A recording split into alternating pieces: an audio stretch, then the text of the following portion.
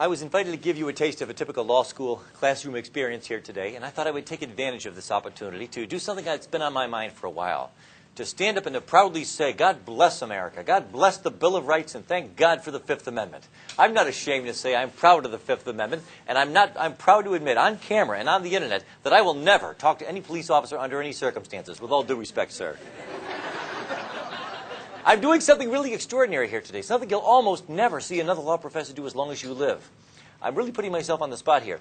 This was my idea. By my invitation, I have given up half of my time, approximately. I'm giving equal time and the last word to an expert who really knows something about what I'll be talking about. So I'm opening myself up to the possibility that he will contradict me. I was a criminal defense attorney when I was in private practice. So I want to make sure, in fairness to you, if I'm misleading you or giving you a slanted or one-sided presentation, you'll be able to get the last word from somebody else. I'm sure he'll have a lot to teach all of us, including myself. The Fifth Amendment to the United States Constitution provides, no person shall be compelled in any criminal case to be a witness against himself. And this unfortunate amendment has gotten a bad rap in recent times, much of it tragically and unnecessarily through, as you may have heard, the headlines. There was a recent Regent Law School graduate who was in all the news for a couple of weeks. She was an outstanding former student of mine, and she really got quite a lot of undeserved flack for the fact that she chose to exercise her right to remain silent when the Senate wanted to ask her certain questions that arguably might have tended to incriminate her. All of the world was aghast. The Christian community in particular looked at this and said, how could a Christian do such a thing? How could a Christian take the Fifth Amendment? And I said, you go, girlfriend. I do the same thing. I'll do it every time. And I want to talk to you about why that's true, but first a quick listening test. Let me read to you something that was taken out of the newspaper this morning, and I want you to listen to it closely. And I'm giving you a heads up. I'm warning you in advance, which is not fair to you. Not fair to me, but I'm giving you a warning that I'll be quizzing you on this in just a few minutes. This will test your aptitude for legal study and legal practice. Listen closely. It won't take long. Last night, agents of the Norfolk Police Department found 3 victims of an apparent murder dead in an apartment in the East Ocean View area. The apparent victims of a gangland-style slaying, and possibly the victims of gang-related violence. The police are investigating this as a possible murder and suicide, but right now suspect that the 3 were all killed by the same individual. No suspects have yet been identified in the slaying, but veteran police detective George Brook has confirmed that police are following up on evidence pointing to the possible involvement of an off-duty naval officer as the perpetrator. The bodies, which were found by the apartment manager at about 8 o'clock in the morning, appear to have been slain sometime earlier in the same evening, probably sometime between midnight and 2 o'clock in the morning. That's it. Those are all the facts I'll ask you to remember, and it won't be for very long either. Let's see how well you do. I'll be quizzing you in just a few minutes. Now, here's the easiest question you'll ever get from a client in all the days of your life. Question, hey, the police are here. They want to talk to me. What should I do? Well, I could give you my answer to that question in case you haven't already guessed it, but why don't we go to a real expert? Justice Robert Jackson, a prosecutor's prosecutor. Like me, he began his private practice in Buffalo, New York, years before I did. And after that, he served as general counsel for the Bureau of Internal Revenue, the U.S. Department of Treasury, the Security and Exchange Commission, Assistant U.S. Attorney General for the Tax Division, later the Solicitor General and the Attorney General of the United States, and then the Chief U.S. Prosecutor for the Nuremberg trials. That's an impressive resume. Years later, when he was a justice on the Supreme Court, Justice Jackson stated, quote, any lawyer worth his salt, today we would say his or her, will tell the suspect, his client, in no uncertain terms to make no statement to the police under any circumstances. There's the title of my talk. I'm here to explain to you the surprising and somewhat counterintuitive and admittedly unlikely reasons why Justice Jackson was right. I'm reminded of this because I'm amazed. We're all amazed by the frequency with which we see newspaper articles coming out all the time from people who really ought to know better, who say, well, I'll talk to the police. I mean, after all, I'm a senator. I'm O.J. Simpson. I'm an experienced, highly polished individual. I've got a lot of experience with public relations, even criminal defense attorneys. There was a local news story here in the Virginia Pilot just a couple of months ago about an experienced criminal defense lawyer who ended up getting convicted of criminal assault because he talked to the police. He was accused of having assaulted another attorney in the hallway. There were no other witnesses to this. A woman said that he grabbed her by the throat during an argument over a case. He denied it. At trial, it was his word against hers. He said, I did not even touch her. But unfortunately for him, when the police had approached him earlier and said, would you be willing to answer some questions? He said, sure, why not? I'm an attorney. I'm a criminal defense attorney. I'm savvy. I'm sophisticated. I've got oratorical prowess. I'm accustomed to dealing with the police, by all means. And then there was a conversation that was not recorded. When the case went to trial, It was no longer his word against hers, because when he testified at trial, I never touched her. The officer took her to the stand and testified, well, when I met with him, he said he did put his hand on her throat, but just as a joke. Then he had to take the stand again and say, that's not true. I never said that. I never admitted to you that now it's his word against two people. Who's telling the truth? We'll never know for sure. But he was found guilty. Now, here's part of the problem. The heart of the problem, as Justice Breyer on the U.S. Supreme Court explained in 1998, is, quote, the complexity of modern federal criminal law codified in several thousand sections of the United States Code and the virtually infinite variety of factual circumstances that might trigger an investigation into a possible violation of the law make it difficult for anyone to know in advance just when a particular set of statements might later appear to a prosecutor to be relevant to some investigation. One expert on criminal law recently noted that estimates of the current size of the body of federal criminal law vary, although it has been reported that the Congressional Research Service can no longer even count the current number of federal crimes. That's right, even the federal government has lost count. These laws are scattered over all 50 pages of the U.S. Code, encompassing roughly 27,000 pages. Worse yet, these statutes often incorporate by reference to the provisions of administrative regulations.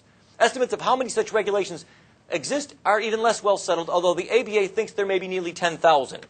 Here's one of those 10,000 federal criminal statutes on the book that you probably never heard about. It's called the Lacey Act. 16 U.S.C. Section 3370 says it's a federal offense for any person to import, export, transport, sell, receive, acquire, or purchase any fish or wildlife or plant taken, possessed, transported, or sold in the violation of any law, treaty, or regulation of the United States or any Indian tribal law or any state or any foreign law. People have been convicted in federal court for violating this statute because they brought back a bony fish from Honduras, not knowing that Honduran law, not American, but Honduran law, forbade the possession of the bony fish. People have been convicted under this law because they were found in possession of what's called a short lobster, a lobster that's under a certain size. Some states forbid you from possessing a lobster if he's under a certain length. It doesn't matter if he's dead or alive. It doesn't matter if you killed it or if he died of natural causes. It doesn't even matter if you acted in self-defense. Did you know that? Did you know it can be a federal offense to be in possession of a lobster? Admit it. Raise your hand if you did not know that. There's the problem. And that's only one of 10,000 different ways. You know, the government gets pretty upset when people like me instruct the client, people like me and Justice Jackson. Don't talk to the police, don't answer any questions. But, you know, they can't have it both ways. You people, you've got 10,000 different ways of convicting us. Good for you, but, you know, with the bitter comes to the sweet, with the good comes to the bad. That's 10,000 different ways my client might unknowingly implicate himself in some sort of a criminal transaction. One of the reasons I decided to give this talk, I recently received a phone call from a former student of mine, a regional law school graduate, who may be watching this online. We're putting it on the internet. And he told me, hey, I've been approached by the Internal Revenue Service. They want to ask me a couple of questions. They ask if I'd be willing to. But they say that I'm not a suspect. And I know in my heart I don't think I've done anything wrong in violation of the Internal Revenue Service provisions. Lord have mercy. There's no man on earth, there's no woman in this country who can honestly say with complete confidence, I know I have never violated any provision of the Internal Revenue Code. He said, but they say I'm not a suspect, and I know I've done nothing wrong. It's okay if I talk to him? I said, no, you tell them you will not talk to them without immunity. I explained to him why that was true, and he never heard from them again. Okay, why you should never talk to the police. Let me just spell it out for you. Let me make it plain to all of you. These are the top 10 reasons. I shouldn't really lie to you. I don't really have 10. I don't have time for 10, but I've got time for 8, and that'll be close enough. Number 1, and this really ought to be good enough. Contrary to what you laymen instinctively and naturally suppose, it cannot help. There is no way it can help you. Plenty of folks think that it can, and they're always wrong. You cannot talk your way out of getting arrested. Officer Brook, you've interviewed thousands of criminal suspects. Have you ever, how many times in your experience, have you approached someone, asked if you could ask him some questions because prior to the interview you had some evidence pointing to his possible guilt? And because of the extraordinary persuasiveness and eloquence with which he articulated his innocence, you said, oh, sorry, never mind. Bad call, my bad, I won't. And he talked you out of arresting him. You know the answer to that. Never. Never. It never happens. I've often asked other criminal defense attorneys, in all of your experience, have you ever once had a case where you looked back in hindsight and said, thank God my client talked to the police? They laugh at me. They laugh at me. They say, you've got to be kidding me. You cannot help you. You can't talk your way out of getting arrested. And contrary to what you might suppose if you never studied the rules of evidence, what you tell the police, even if it's exculpatory, cannot be used to help you at trial.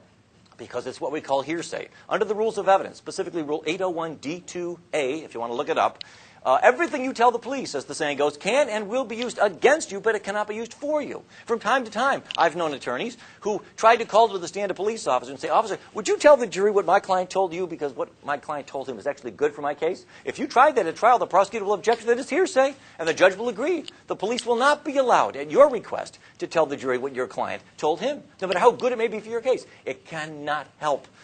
And that ought to be good enough reason. That ought to be reason enough to keep your mouth shut. But if you're not persuaded, let me go talk about a couple of others. Number two, obviously one of the most obvious. If your client is guilty, as many of them are, but even if he's not, even if he's innocent, he may well admit his guilt with no benefit in return. Now, of course, many of you are thinking to yourself, well, what's so wrong about that?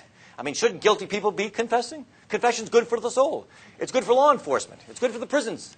Yes, sure, all those things are true. And like the rest of you, if I or anyone close to me is ever the victim of some sort of a serious crime, I hope they get the right guy. I hope they convict him. I hope they put him away. We all feel that way. Hey, but what's the rush, friends? You don't got to admit your guilt the first time they come by to meet with you. In federal court, 86% of all defendants plead guilty at some point before trial. If your client is guilty and really ought to punish and really ought to have go through some sort of a cleansing act of contrition and fess up and admit his guilt, there'll be plenty of time to do that. They almost always do. No need to rush, no need to tell the police something. Wait and see if perhaps your client can work out some sort of an arrangement where maybe he'll make some sort of compensation to the alleged victim, or maybe he'll be able to get some sort of a discount in his sentence. And he'll be treated fairly then, like everybody else who had the benefit of a good lawyer who said, please do not talk to the police.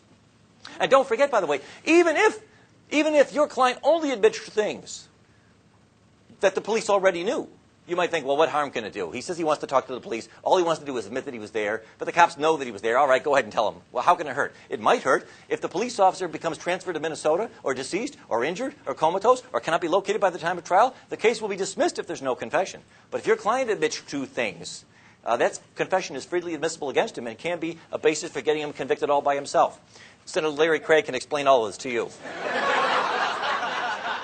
The Innocence Project of the United States has confirmed that in more than 25% of all the cases where an innocent man was convicted and then later released from prison after he was exonerated by DNA evidence, in more than a quarter of those cases, these innocent people we know to be innocent, made incriminating statements, delivered outright confessions, or pled guilty.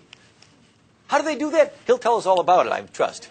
Here's a couple of famous examples. You can just ask them. You don't have to take my word for it. There on the left was Eddie Joe Lloyd. He was convicted in 1984 of the murder of a 16-year-old girl in Detroit after he wrote to police with suggestions on how to solve various recent crimes. During several interviews, police fed details of the crime to Mr. Lloyd, who was mentally ill. And they lied to him and convinced this mentally ill man that by confessing, he might help them smoke out the real killer. He later signed a confession. It gave a tape-recorded statement.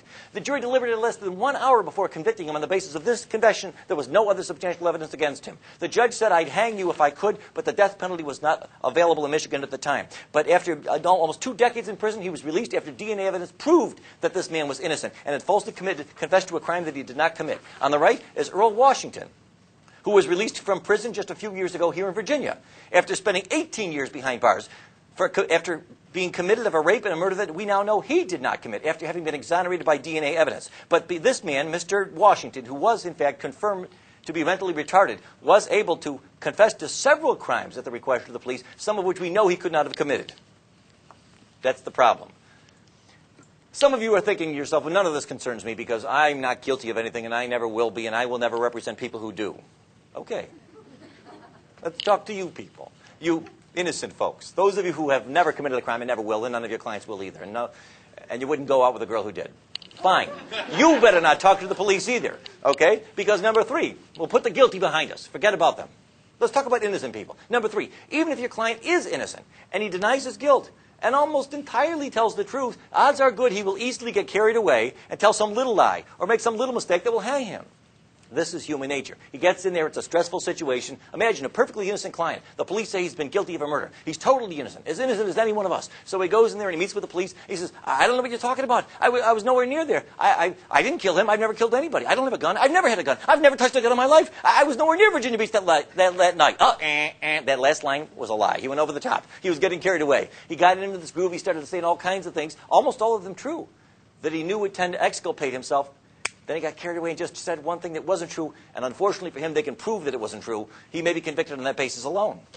But let's say, well, that's not a problem. I'll tell my client only to tell the truth. I've met with him. I know he won't lie to the police. He won't make any mistakes. Okay, that's still no guarantee you won't be getting into trouble. Because even if your client is innocent and only tells the truth and doesn't say anything that is false. Now, already, mind you, we're pretty well nigh into fantasy land. The odds of anybody being able to pull this off are really quite slim, no matter how innocent they may be. But just the same, let's pretend. Let's assume he gives the police nothing but the truth, and he is totally innocent. He will always give the police some information that can be used to help convict him. Always. For example, suppose you tell this to the police. Here's what your client tells to the police in his denial of guilt. I don't know what you were talking about. I didn't kill Jones. I don't know who did. I wasn't anywhere near that place. I don't have a gun. I've never owned a gun in my life. I don't even know how to use a gun. Yeah, sure, I never liked the guy, but who did? I wouldn't kill him. I've never hurt anybody in my life, and I would never do such a thing. Let's suppose every word of that is true. 100% of it is true. What will the jury hear at trial? Officer Brook, was there anything about this, your interrogation, your interview with the suspect, that made you concerned that he might be the right one? Yes, there was. He confessed to me that he never liked the guy. And then the prosecutor will put that up in big letters, and he'll say, ladies and gentlemen of the jury, it's pretty clear that we've got the right guy here. We've proven that he was in Virginia Beach that night. That's opportunity. And remember, Officer Brook admitted that after extended questioning, he was finally able to get the defendant to admit that he never liked the guy. There's your motive. Motive plus opportunity. Wham, bam. Please. But juries eat it up. And innocent people get convicted this way sometimes. How often? Hopefully not too often, but we know what happens. The United States Supreme Court, don't take my word for this. In Ohio versus Reiner, the Supreme Court of the United States said, quote, one of the Fifth Amendment's basic functions is to protect innocent men who otherwise might be ensnared by ambiguous circumstances. Truthful responses of an innocent witness, as well as those of a wrongdoer, may provide the government with incriminating evidence from the speaker's own mouth. See, it's not just some criminal defense attorney telling you this. Even the Supreme Court says I'm right. Under the facts of that case, by the way, in Ohio versus Reiner, a child tragically was died, apparently the result of shaken baby syndrome. The question was who had shaken this baby to death. And one of the possible suspects was a babysitter who had spent some time with the child that week. The babysitter's story was, I don't know what you're talking about. I did not kill the child. I did not see it happen. I don't know who shook the baby. It was never me. I never did anything of any violent nature to the child. The Ohio State Court said, well, you've got no Fifth Amendment privilege. You, by your own admission, told the investigators that you've done nothing wrong, that you were not involved, so obviously your answers can't incriminate you. The United States Supreme Court reversed and said, well, that's not true. Even though this babysitter denies shaking the child, denies seeing the child die, denies knowing how the child died, this babysitter, by her own admission, apparently the government wanted to ask whether the babysitter might have been with the child at some point that week, during the week prior to the death. And that answer, although by itself not sufficient to convict anybody, could help convict her. That means she's got a Fifth Amendment right to refuse to answer to the question the court held, because it could be used to help convict. Ullman versus United States, the Supreme Court said more than 50 years ago, eerily prophetic. They said too many Americans, even those who should be better advised, view this privilege as a shelter for wrongdoers. They too readily assume that those who invoke it are either guilty of crime or commit perjury in claiming the privilege. That's not true, and it never has been. But it gets worse. Can it get worse? It can. Number 5. Even if your client is innocent and only tells you the truth and does not tell the police anything incriminating, which, by the way, is almost impossible to pull this off. I mean, imagine talking to the police for 2, 3, 4 hours, and somebody like him can't somehow manage to extract from you something that could be used to help convict you. That'd be extraordinary. I don't think anybody's pulled it off. But even if you could pull it off, there's still a grave chance that his answers can and will be used to crucify you in a court of law if the police, no offense, don't recall his testimony with 100% accuracy. All right, now this brings us back to that pop quiz I warned you about. I told you earlier, remember, it's only been a few minutes, and you weren't up all night, and you weren't the subject of physical duress. You were in the relaxed setting of a classroom here. You were given heads up, advance notice that you would be quizzed on this. Question. We'll start with a couple of easy ones. Remember that article I read you about that? How many people did the police find shot to death last night at that Ocean View apartment that I told you about? A, 1, B, 2, C, 3, D, 4. Who says A? B. C. Get this. Get that with a camera. Move that camera around. Look how many hands we've got there for C. Okay, D. You're all wrong. Everybody who raised their hand, you are the kind of people who should never talk to the police under any circumstances for as long as you live. Why is C not the right answer, by the way? If you know, raise your hand. Yes? Because you didn't state the cause of death. Excellent. I didn't say anybody was shot. I didn't say gun, bullet, shooting, firearms. Didn't use any of those words. But I don't blame you if you thought that I did. This is the way the human mind works. We hear things. We fill in details. I said gangland-style slaying. That may or may not imply something, but it doesn't mean that anybody was shot. And that's the problem. You see, even if your client is innocent and only tells the truth and doesn't tell them anything incriminating, and his statement is videotaped, his answers can be used to crucify him. You might say, wait, how can that happen? I insisted, at my insistence, I called the police and I said, look, you want to talk to my client, you can talk to him, but only if you videotape the whole thing. I don't want there to be any debate between the two of you over what happened. Okay, we'll videotape the whole thing. If the police don't recall their questions with 100% accuracy, he'll be convicted on that statement alone. For example, suppose a man goes to the police, they say, we're investigating a possible murder, a shooting. And the guy says, quote, I don't know who killed Jones, Officer Brook, with all due respect. It wasn't me. I've never touched or fired a gun in my life. How can that help incriminate this man? How could that possibly be used against this man to help convict him? You would think it's inconceivable. But it's as easy as pie. All the officer has to do is read this statement to the jury, and then the prosecutor says, Officer Brook, was there anything about that statement that confused you or surprised you? Yes, there was, he says, in a moment of sinister, high drama in the courtroom. And what was that? And then Officer Brook turns to the jurors and he says, I never said anything about a shooting. I said we were investigating a murder. He was the one who brought up a gun. Then you turn to your client, and your client says, that's not true, that's not true. I remember he was the one, or one of the cops. I was with them for 3 hours. One of them in the car said something about, they said they had a witness that I was the shooter. Okay, I'll put you on the stand. And then your client testifies, no, they did tell me shooting. They mentioned it before I said anything about a gun. They brought it up first. And then the police said, that's not true. And now what? It's your word against theirs? For what? You're gambling with your client's life. And police officers can very easily make a mistake like that, just as so many of you did just a few minutes ago, about whether you recalled having heard me say something about somebody actually being shot. Police make mistakes, innocently, inadvertently, unintentionally. Any statement, no matter how exculpatory it may seem on its face, can be used to crucify you all by itself if the police are either willing to lie, not likely, or if they just have an innocent misrecollection of the details as to what they did and did not tell you before you told them what you said. All of these, by the way, all of these problems disappear if you take Justice Jackson's advice and say, thank you very much, officer, but no thanks. How about this one? Here we go. Now, here's the most surprising of all. I've saved the most surprising one for last. Let's suppose you've got the following scenario. Your client's thinking about talking to the police. He says, I've got nothing to hide. They think that I killed somebody in Virginia Beach last night. Well, this is what your client tells you in confidence. I don't know who robbed that store. It wasn't me. In fact, I've got a pretty good alibi. I wasn't even in Virginia Beach that night, last night. I was 4 hours away visiting my mother in the Outer Banks. Unfortunately, no, I did not pay for gas with a credit card. I used cash, and so I've got no witnesses that can prove I was there except my word, and of course, Mama, for what that's worth, which is nothing.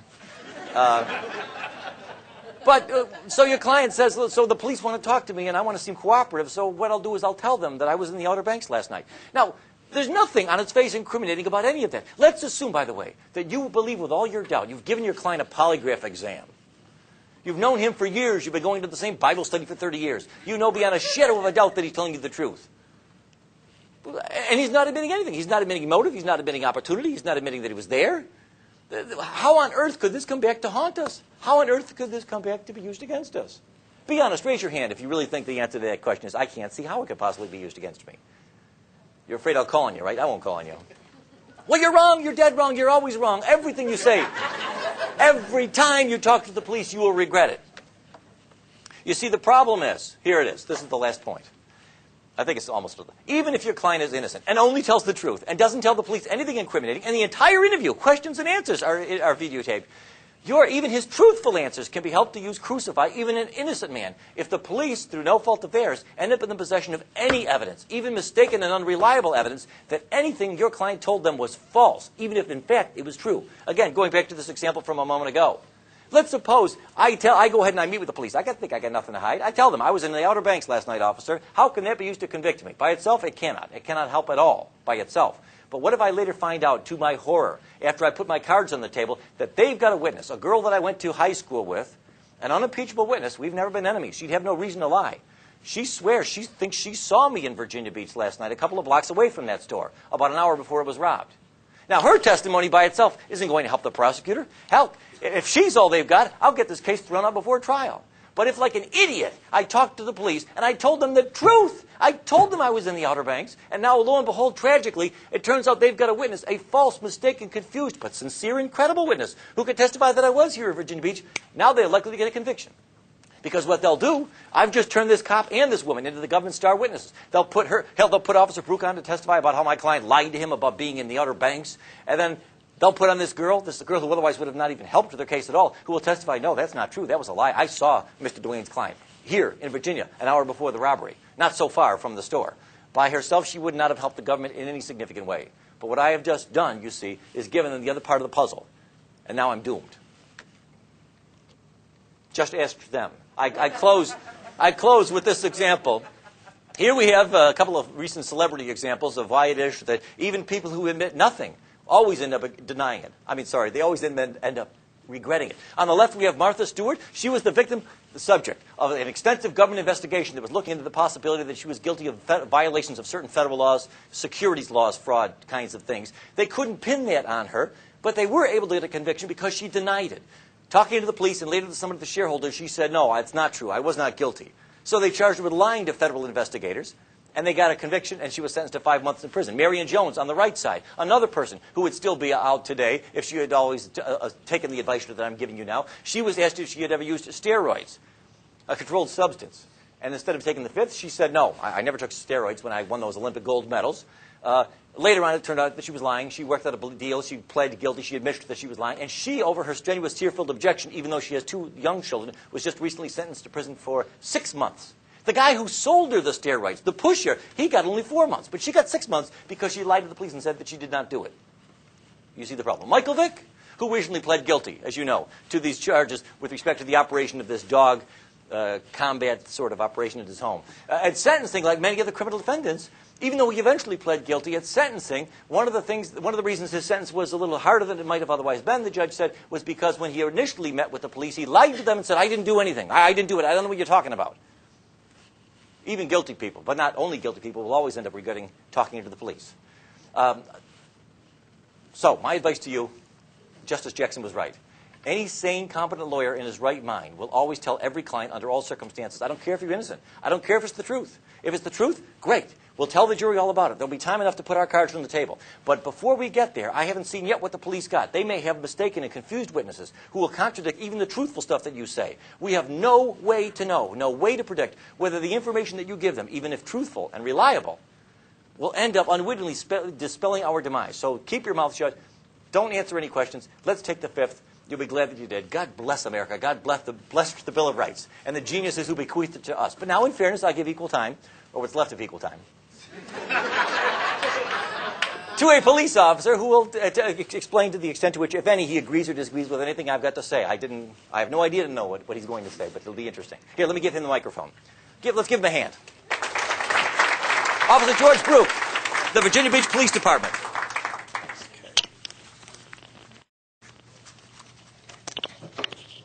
I cannot talk that fast.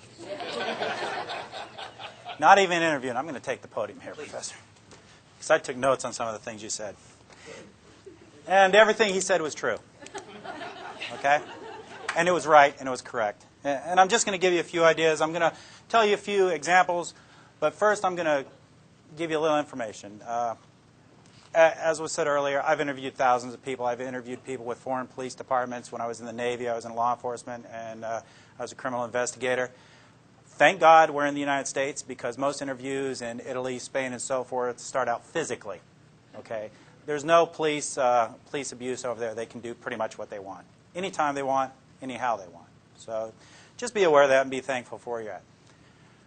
Biggest question I was asked when I am a 3L. And there's some of my classmates in here. Best day is coming up, May 10th, when we get to leave. So those of you that are applying, and I told a couple of people this, you think it's hard getting into law school? Try getting out. Okay? A couple of things I was asked. How do I quit from getting speeding tickets? Very easy question. Quit speeding. Okay? But something Professor Dwayne brought up. Are any of you guilty of anything? How many of you drove here today? Anybody go above 55 on the interstate? Anybody drive at home and go above 55 on the interstate? Because if you stay... I told you, don't I know. I remember, but I was doing it anyway. I did it intentionally. And there you go. And people are inherently honest, and that's their biggest downfall. Okay, they really are. Or they want to tell their story. And if you drive 55 on the interstate where it's 55, the only thing you're going to do is meet the person behind you because they're going to rear end you and you're going to get run over. Okay, so that's a fact. But everybody does something that they can get in trouble for. I can follow as a police officer when I was in uniform. I could follow a car however long I needed to, and eventually they're going to do something illegal, and I can pull them over, and justifiably illegal to pull them over with. So just be aware of that. Don't think you're so innocent in such a thing. When you get stopped for a traffic ticket, everyone likes to be somewhat honest. And what's the first thing the police officer asks you? Do you know how fast you're going? If the speed limit's 35, you'll say, oh, 38, 40, because you want to be kind of honest even though you're doing 50. You just said 38, 40. You just admitted to breaking the law. You just confessed. So they can go to court with that, with a confession that you were exceeding the speed limit. Okay, so you need to think about those things, and when you do become defense attorneys, which I may, who knows, you need to think about those things for your clients.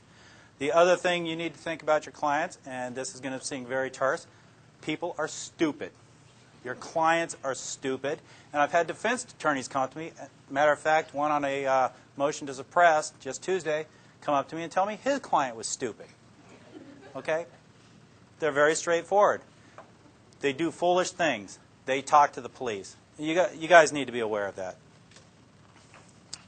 Now, in my past, and it wasn't exaggerated, I have interviewed thousands of people. I've arrested and dealt with over 1,000 felonies. Well, actually, more than 1,000 felonies. Probably about 20, or no, about 1,000 felonies, 2,500 misdemeanors. 98% of them conviction rate. 80% of them I don't even have to go to court. Why? Because there's confessions. Because they confess. So these people have no problem. The hardened criminals have no problem talking to the police. People like to tell their story. And they'll sit in that room and think about it. You're picked up by the police. You're in a little room. There's one chair here. There's a desk. There's another chair. What's the thing you want the most right at that point? To get out of that room. To be out of that room. Think the police officer's shift is ending in 15 minutes. Does a police officer want to get out of that room? My overtime rate's $58 an hour. Do I want to get out of that room? I have no problem. I'll stay there for 10 hours. I'll take that $600. Okay, so I have no motivation to want to leave. You do, and that's how we get you to try to talk. I have my job. My job is to develop probable cause, develop a good case. A great case is a case with a confession. Get it to the Commonwealth's attorney so that they can prosecute the case with little, if any, effort. And the Commonwealth attorneys love those cases, the little and any effort, because they come with a stack of files that high in court every day.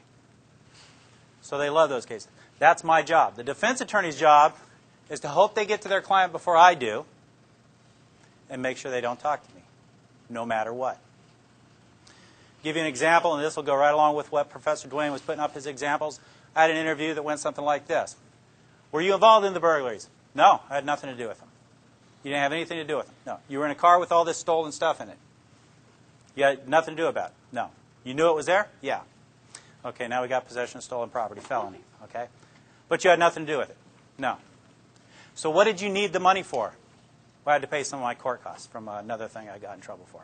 Oh, so he took the money from stealing the stuff. I have enough to charge him now with burglary. Simple as that.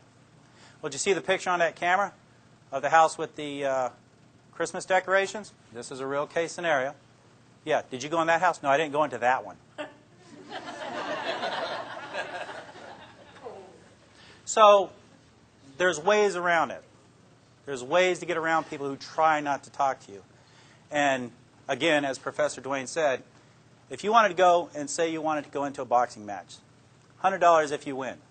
You've never boxed before. You have to face somebody who's an Olympic boxer. You're going to lose. You're going to face somebody who's been interviewing people for, in my case, 28 years. You're going to lose, unless you're purely innocent. Now, on the other side of it, I don't want to put anyone that's innocent in jail. But I try not to bring anyone into the interview room that's innocent. And there are a couple that I have let walk away because they were innocent. Okay, the interviews. How do we approach the interviews? There's a number of ways to approach interviews. There's a number of types of people that I deal with. First thing I do, anyone know what they get told first when they're in an interview? Miranda. Miranda warning. Okay, it's not a right. You don't have a right to Miranda. Those rights have always been there. It's called the Constitution. You're just teaching. You're doing a real quick class on the Constitution for these people. Usually they don't listen to it. And this is the way I give my Miranda warning. Look, I have to tell you this. Just pay attention. Okay, they're usually sitting back or they're very attentive. You have the right to remain silent. Do you understand that? Yes. Anything you say may be used against you in a court. I don't have to say it will be. I say it may be. Okay, and they get that. You have a right to an attorney, and if you can't afford one, one may be appointed to represent you. Got that. You can decide not to quit talking to me at any time and exercise these rights. Do you understand that? Sure. Now, before I do the primary thing that's needed with those rights, and that's to get a waiver, I say, now, before you say anything, let me tell you what I know. And over all the time I've had to put together what this individual was supposedly involved in, and I only say supposedly because Professor Dwayne's sitting over there, that this individual was involved in, I will tell the story that I've put together, and it'll be pretty close to what happened. And I can see that it's pretty close to what happened because that individual starts slumping down in their chair. They'll put their hand to their face, doing this in their mind, oh my God, I'm going to jail forever. Okay? And I can see it. And I said, now that you know what I know, do you want to talk to me? And why do I do that? Because if I didn't do that, is if I said, do you want to talk to me, they'll say no. So I give them the time to think about, and then comes the next phrase. Now, before you start talking to me, let me tell you the difference between a lie and a truth. If you lie to me, and I get before the judge, and I tell the judge that you were dishonest with me, that's just not going to make him happy. But if I get before the judge and tell him you're honest, straightforward, willing to take responsibility for your actions, that is going to help you. That's not a lie, though. That is true in Virginia Beach courts. It will help them. You know, they may not get 5 years. They may get 3 years. They're still going to prison, or they're still going to have a felony, but it will help them. And then I have to determine what kind of person I have. And there's two types. There's the one, like I mentioned to you earlier, where I have to talk to them about different things, get into their own skin, as the word is, and try and get them to talk to me and discuss things. I had a sexual assault case. I had to talk to the guy how hot the woman was, and I understand where he was coming from. And when I said that, we were buds. And he started talking to me. And he's still sitting in prison. Okay? So you've got to get in there and you've got to go place. The other side is, I can't try and act like that individual acts. Okay? I can't try and act like what we call lovingly a hood rat. I can't try and act and talk like him. Because I'm an older white guy. We don't talk like that, and that would be an insult. And you can't insult people. It doesn't matter who they are. It doesn't matter where they grew up. It doesn't matter where they're from. You can't insult people like that. You have to be yourself. So you have to get into their mindset and the way they're thinking and have a discussion with them. The other type of person is the one that likes to tell a story. This young man, great man. I love him to death. He didn't go to jail because I went to bat for him, because I felt sorry for him. He was a newlywed. He was having money problems. Former Marine. I said, tell me what happened. And he told me this beautiful story about what happened. What he had done is he had sold a piece of equipment that his ex-employer had that he had stolen. He told me the beautiful story of what happened about him finding it on the side of the road and all that kind of stuff. And I didn't even question about him. After he finished his whole story, very unplausible but very beautiful story, I sat there and listened to it for 15 minutes. I looked at him and I said, you stole the stuff from your boss, didn't you? Yes, sir, I did. I had nothing. I really had nothing except the fact that he had sold it. So there's those types of people. And then the third type, the one who tries to be the hood, who tries to be the criminal, who cries like a baby when they walk into jail, but when they're on the street, they're as tough as rocks. You go in there with your paperwork, you sit down, and you just start doing paperwork. And usually I have a videotape sitting on top of it, just for measure, so they think I have a videotape. And you just sit there. Don't tell them Miranda. Just sit there and wait for them to start talking. Because they will. They want to talk. People want to communicate. They hate silence. That's why when people speak, you hear, when they're talking, because they need to fill that void with something. People hate silence. So that's the other one. A couple tricks of the trade, and I'll share this with you for when you may go in an interview room. If you're going to be attorneys, it could happen. Videotapes are wonderful things. I use a tape recorder. How many of you think if you saw a tape recorder, that would make you not want to talk? Yeah. They talk, and this is how I do it. I bring the tape recorder and say, Look, I'm going to use this recorder because my writing's terrible. I can't read it if I write it down, so I'm going to use this. Is that all right with you? Don't have to ask them that. Is that all right? Yeah, no problem. So I turn it on. And they watch the tape recorder. And if I have a problem with the interview, I'll say, I want to talk to you for a second, just off the record. Everyone here off the record? It's like a unicorn. No such thing. I pick up the tape recorder. If I borrow this, I pick up the tape recorder and I go click and turn it off and set it right in front of them. And they look at the tape to make sure it's not turning. Interview rooms have microphones in them and video cameras. And everything that happens in there is recorded. My tape means nothing because I'm recording it anyways. And then I start talking to them quietly. And they start telling me stuff. And they do something like that, except it's crying. It's more crying. So that's another way. So you see how there's an unlevel playing field here. Even with the most educated individual, there's an unlevel playing field. If you talk to the police, everything's going to be written down. If you get pulled over for a ticket, they give you the ticket, and you pull off. Do you ever see the cop pull off right after you? Usually not. That's because on the back of their ticket, they're writing down everything you said. And it's going to come into court if you go to court. Everything that's said, I write down. Every phone call I make has to have a listening device on it. Is that illegal? How many parties need to know that a phone conversation in Virginia is being recorded? One. Me. I knew it was recorded. I get many, many confessions over the phone.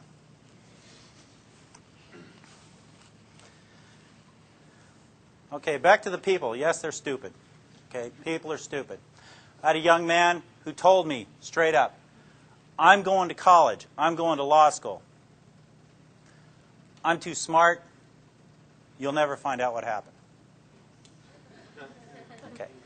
He was going to Tidewater Community College. The law school of, I suppose. Tidewater Community College. He was the partner to the one who I told you the interview about just a little while ago, where I would ask him what he needed the money for. He was his partner. And he was very smart. So he thought. He thought he was a very intelligent individual. I ended up arresting him 5 times out of his house. His mother hated me. She liked me the first time. She apologized. She didn't really like me much the second time. It got to the point where she really hated me after that. He's doing 8 years upstate. He's very smart because he decided to tell me how smart he was. And in telling me how smart he was, he let it slip that he doesn't sell stolen stuff to pawn shops. He sells it to flea markets because they do not have to report to the state. I know how to drive to a flea market just as good as anyone else and go look for stuff that I'm looking for.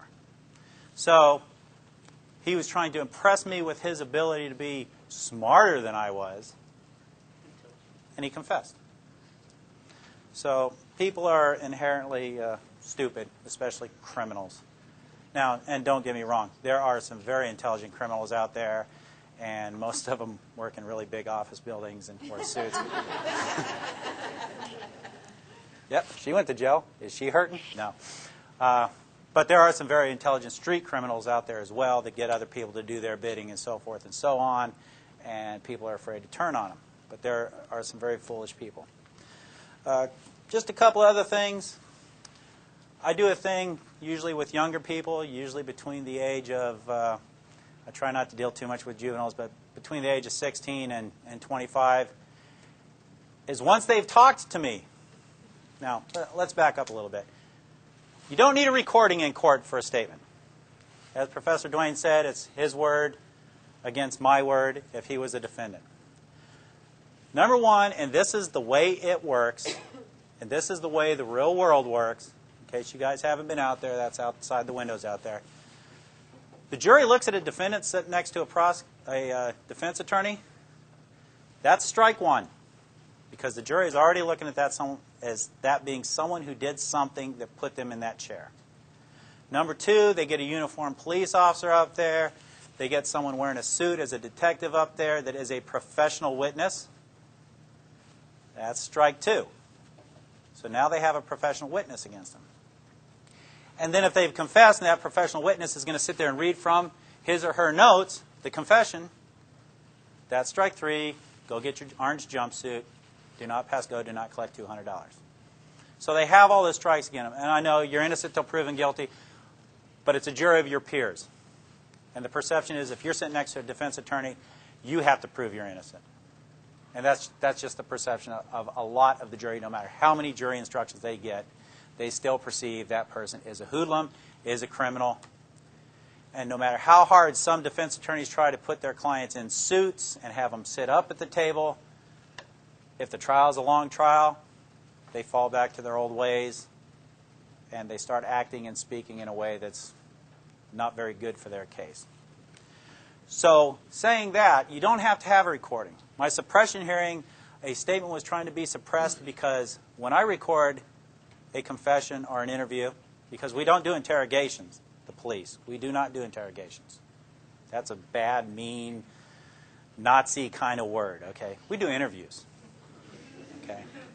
And you'd be amazed how much difference it makes when you use that one word versus interrogation. I'll take it off the tape and I'll have my secretary put it to paper. Immediately afterwards, I'll take that tape and I'll scan it over my magnet, throw it in my box so I can use it again. I do not keep the tape. It is not evidence. It's not required to be evidence. It is there. If it's there for the court, it's just extra. You don't have to have that. But it's really good to have. The suppression hearing, he tried to suppress that. After I testified, the defense counsel stood up and says, well, Judge, I really don't have anything to say. And the Judge Canada, said, motion denied. And let's move on and go to court. So you don't have to have recordings. You don't have to have videotapes. The police videotapes, that's just extra. If you got that police officer sitting there testifying, you don't have to have that videotape. You got the guy that was right there to tell you what happened. But it's always nice to have those extra things. And what I do for these young people is I'll say, look, the person who you broke into their house are very upset. They're very angry because you sold their stuff to the pawn shop. Pawn shop stuff, sold them. They don't get their stuff back. They're very angry. They want you to go to prison. Okay? They may be very angry. They want you to go to prison. They may want to. To lessen that, that's the start of what's commonly known as a lie, because we are allowed to lie in interviews. To lessen that, you might want to make them happy. And the reason that's a lie is because when it is a felony in the Commonwealth of Virginia, the victim has nothing to do with the prosecution or how long the people go to prison or any of that kind of stuff. We're prosecuting them, not the victim. But to lessen that, what I'd like you to do is write an apology letter to the person whose house you broke into. Just write it out. Well, how do I write it? In your own words. Just write, I'm sorry for what I did. Then say that, when I broke into your house the other night, whatever. They write it out. They sign it. I sign it as a witness. I put the date and the time that it was written. I give it to the Commonwealth's attorney. It's entered as evidence as a written confession in the person's own handwriting. I don't type it up again and have them sign it. In their handwriting, a written confession. Is that person going to get convicted? I have never seen them not get convicted on that. On an apology letter. So, in support of Professor Duane, everything he says is right. That's what I do. Now, to take away the support, I don't try and send innocent people to jail. That's it. That's all I have. Any questions or anything like that? Sir?